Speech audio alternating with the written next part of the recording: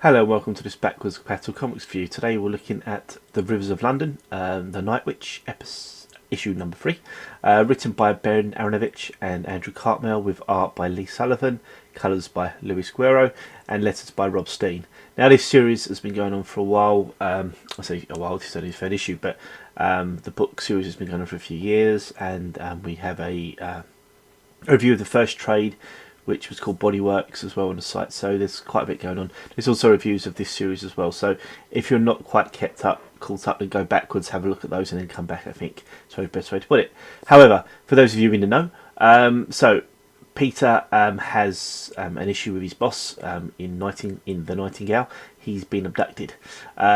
The whole idea is that a young Russian girl was abducted by something called a Lesley, which is a spirit of the forest from Russia, and obviously the boys in blue and magic hats, as in Nightingale and Peter Grant, have been called in to try to investigate. Now, through a series of little knock-ons, obviously, as we say, Nightingale's been taken on, but instead we have Peter been teamed up with Varvara Sidorova. Now she is a Nightwitch. Now Nightwitch was a Russian dive bombing crew in World War II. It's probably the best way to put it. They flew by planes, cut the engines, flew down silently, dropped bombs on German targets, and flew away.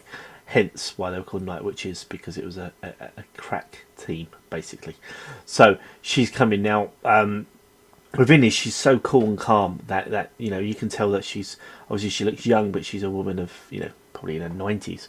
But obviously through the magic and stuff, she looks more sort of in her 30s, 40s.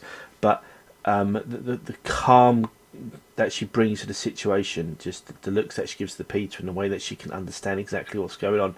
She's such a cool customer that you can't help but think that she's got more to play. And obviously that does come out through the issue. And then the interplay with Lesley, who's the rogue police officer who's gone off with a faceless man. When she comes back, you can see that there's the tension that's building up and the pressure that Peter's under to try to find his boss.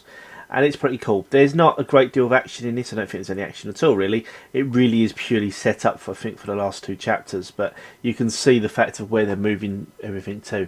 The cool part about it is Molly. You can see Molly in the pictures there. We finally get to see Molly going a little bit crazy. She doesn't actually ever get to do anything to anybody, but she's looking very menacing indeed. And I think Lee Sullivan with the artwork does a wonderful job of portraying a slightly crazy and mentally knife-wielding Molly quite well. So definitely a lovely touch to look out for within these issues. But again, the story's building up nicely. Hopefully it will continue, and we'll be reporting on to the next one in due course. So do take care. Thank you very much, and good night.